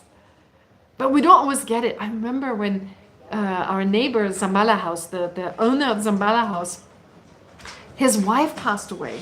And I saw her in the morning. So when someone said, oh, his wife died, and I was like, that's impossible, I saw her in the morning. And I was like, oh, stupid me, right? I saw her in the morning. In my mind, she was still there. I was holding on to her permanence. Like, she was always still lingering, our conversation we had. We briefly talked to each other. And it was almost like she was lingering. She's still there, because she's still lingering. But of course, she was gone. She had suddenly passed away. I think it was in the morning or it was the day before, I forget now.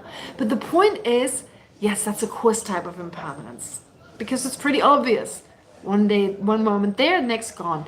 In the scriptures, they use a particular example. Are you aware of this example? There's one particular example they use. You may have read it, you may have heard it. I don't expect you to know, but just maybe you did read it somewhere.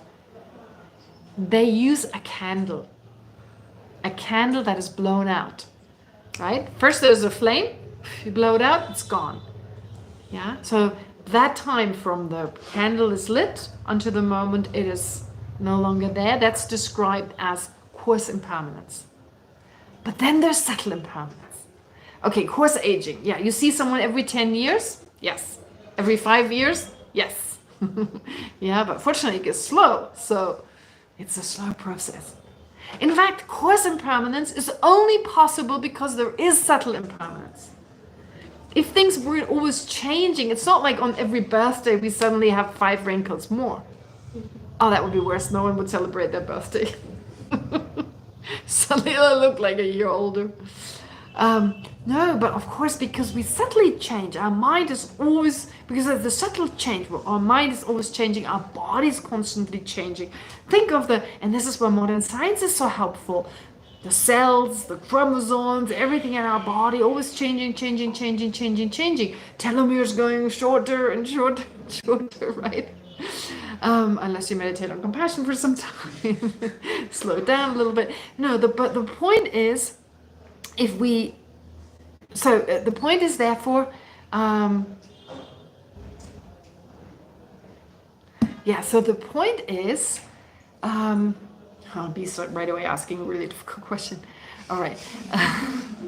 Now the point is therefore to understand impermanence. Like who do we focus on? And ourselves, first of all, right? To understand our own suffering, so we reflect on ourselves, but also on sentient beings. It's implied that we focus on ourselves. That's your homework. Focus on impermanence. Meditate on impermanence. I'm going to address these questions in a moment, but yeah, so focus on your own impermanence, and then on the impermanence of sentient beings. And once you've done that, reflect on everything changing. I'm changing all the time. My mind is changing. My body is changing. So the sense of like this everlasting I, does that still make any sense? Right? We think of I the whole time. It seems to be a little bit, like yesterday's I is the same as today. But based on what? My body's changing all the time. My mind is changing all the time. So in that way, we can also look at the self, at least without thinking of selflessness as much as just like, where's that solid I? And then we focus on other sentient beings. Sentient beings, they're changing, different experiences all the time. Similar, but not the same. Similar doesn't mean the same. In fact, by implication, it means not the same. If something is similar, it's not the same. Right? We say, oh, the sun always looks the same. It's just similar. Our sense consciousness is just not able to see the constant changes. No surprise, it's the result of our mind from a past life where we hold on to permanence. Why should our sense consciousnesses that are the result of a mental consciousness that holds on to permanence suddenly be able to see all the subtle change? The kind of sense consciousnesses we have in this life are the result of our minds in the past. And in the past, our past minds are basically very much characterized by our sense of permanence, right? Holding on to the sense that it's all the same, day for day, day by day is the same. Okay, coarse changes we do notice, but subtle ones we're not aware of, right? Why do I hold a grudge? Why do I hold a grudge? Why do I still hate a person if they did something to me 2 years ago? I still can't let go. Because it's the same person. I have a sense that's the same guy, right? He comes into the room and I'm like, oh, that's Peter. Is anyone called Peter here? No. That's Peter. Usually not many Peters around in India. Anyway, so that's Peter. It's Peter. He did this and this and this to me. And he's the one. He's not the one. That was a Peter from the past. Different person. Same continuum, but that's not what I think. Right? It feels like it's the same guy. Yeah.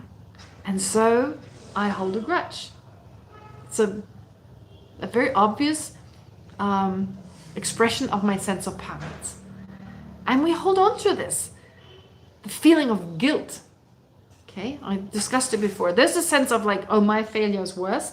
But on top of it, a sense of, I'm still the one who made the mistake. I learned from the mistake, and still I feel I'm the one who made the mistake. Again, a sense of permanence. So we have that automatic sense of permanence. That's one of our wrong consciousnesses. In fact, it's because we perceive phenomena to exist in and of themselves as existing independently of anything. Well, by implication, they're not dependent on anything that makes them change. So they remain the same. It's because of our rude misconception that we also hold on to phenomena as being unchanging, as being concrete and always the same. That comes from our from our rude misconception, in fact. But it's a little coarser than our rude misconception. It's not as difficult to overcome. But it also accounts for the fact that we cannot know subtle impermanence. Subtle impermanence appears to us, to our eye consciousness. Subtle impermanence appears to our eye consciousness, but we don't know. Why does it appear to our eye consciousness? When you look at this wall, does subtle impermanence appear to you? It does. It does. It appears that we don't have It appears, but we don't know. Why does it appear? What's in the sphere of vision? I'm not saying you can look inside the wall, but just the surface of this wall, that appears to you, right? Does it appear with its atoms or without its atoms? Each atom has to appear for the whole wall to appear, right? If each individual atom, you're not aware of it. You're not aware of each individual. For instance, if you look at the screen, right? It's got pixels. Do they all appear to your eye consciousness? No, those dots are not pixels. That's just this. But, it's got pixels. Do they all appear to us? Yeah, they have to. If none of the pixels appeared, the screen couldn't appear. The screen couldn't. It's gone. Right? The screen couldn't appear. Yeah? So they all individually, it's not like Swiss cheese. Like, there are holes in our... No, they all appear. They all appear. When you walk down the street where I live, it's up this way towards Kitty Monastery, there's a guest house, and outside there's you call it a mosaic? A mosaic, like many different stones, right? Many stones put together, and from afar they look like a sonus. It looks like a sonus, right? When you come closer, the closer you get, the less you see his holiness. They're just these bits and pieces. But they all appear, these little stones, they all appear. They all appear. But from afar, they all appear, because if they didn't appear, there'd be something missing as part of the picture of His Holiness. They all appear. But from afar, we're not aware of them. The same is true for the pixels. The same is true when we look at this wall. These atoms appear. If they weren't appearing, the whole appears. It can't appear without its parts. And these atoms are constantly changing. They're in movement. So that appears to our sense faculty, but our eye consciousness cannot know it. It doesn't have the capacity. The appearance is too subtle for our eye consciousness. Right? So it appears, but we're not aware to our eye consciousness. That's important. Our eye consciousness has the appearance, but no way, it's too subtle for it to know. Therefore, we have an eye consciousness that is just not capable of seeing subtle impermanence, being aware of subtle impermanence, which is why our sense consciousnesses are useless. We have to apply our mental consciousness to understand subtle impermanence. We have to apply our mental consciousness. And since compassion is in accordance with reality, and we can only really generate great compassion like that of a Buddha, that is the perfect type of great compassion, we need to understand reality. And part of reality is that sentient beings are impermanent. So what I want you to do is focus on your own impermanence, then think of the impermanence of other sentient beings and generate compassion. right? Generate compassion.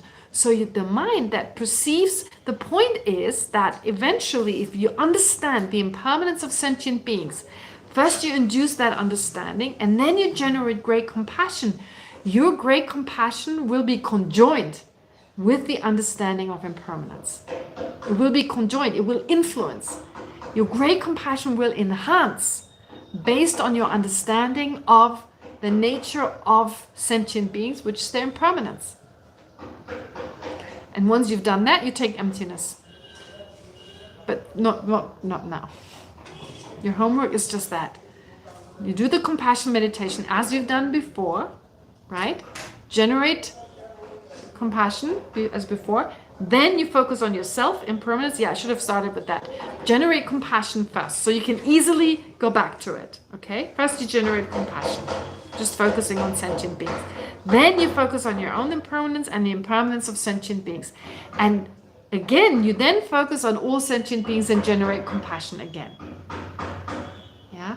And it's when we do it correctly, then our perception of sentient beings as impermanent transforms the compassion, where although you don't perceive sentient beings as impermanent with your compassionate mind, it couldn't do that, and we'll see why later on, but it still influences your compassion. That's a very important aspect where oftentimes you can't generate two minds at the same time, right? You can generate wisdom, and then you have to let it go in order to generate love and compassion. But your wisdom can influence your compassion, even if it lies dormant, because they conjoin. So one is conjoined with the other. So it's conjoined. This is a very important concept in Buddhism, where one mind influences the other. Therefore, all the meditations are important because they influence each other and they enhance each other. But we don't have enough time to go into more detail on this. Okay, B has a question. This is going to be your second homework. So get around answering it now because it would take me a little longer. Okay, it's a very difficult question. Without any additional causes and conditions, those that initially brought it about. Ooh. So let me give you an example. Let's say a sprout. A sprout, yeah, a sprout. So a sprout, it's so random I suddenly talk about sprouts. Okay, so a sprout. You have a sprout. What was it caused by? A seed, water, soil, sun, warmth, exactly, yeah. So then the sprout, it grows, but it also goes out of existence. In fact, it changes moment by moment. But we say that the sprout going out of existence, at some point totally going out of existence, doesn't need anything that causes the going out of existence of the sprout other than its original cause. That which caused the sprout is also responsible for its degeneration. Why? What's the explanation of that? It seems like you need a cause that creates the sprout, and a cause that is responsible for the degeneration of the sprout. No, same cause. That which caused the sprout also causes it to degenerate. It's not that easy. But think about it. That's your homework.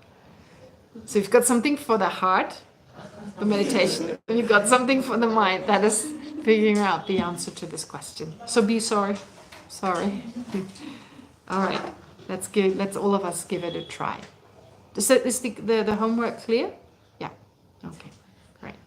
Now you all have to show up. There's no next time getting out. No, I'm kidding. All right. Anyways, so see you again on Saturday, but let's do, of course, the dedication first. And maybe someone could put it in the discussion group, the homework, so that we start having a record of it at least. All right. So now let's dedicate whatever positive potential we've accumulated here together. May, of course, become a cause for all of us to eventually actualize our fullest potential in the form of Buddhahood for the benefit of all sentient beings. And may it cause our great masters, our living masters, like His Holiness the Dalai Lama and all other great lamas, to have long and healthy lives. And may, of course, whatever positive potential we've accumulated also have an impact, a positive impact on sentient beings around us, so that it may reduce their confusion, their aversion, reduce their loneliness and possibly depression, and instead increase their love and compassion for each other. So with this in mind, let's recite the prayers. In this low encircled land, you are the source of benefit and bliss. Avalokiteshvara, Tenzin Gyatso, please remain in life until samsara ends. Manjushri and also Samantabhadra realize things as they are. Hence, in order to be able to follow their example, I dedicate these merits in the best way. With the dedication praised as supreme by the victorious ones of the 3 times, I completely dedicate all these roots of virtue so that I might engage in the noble bodhisattva deeds. May the precious Bodhi mind not yet born arise and grow. May that born have no decline, but increase forevermore.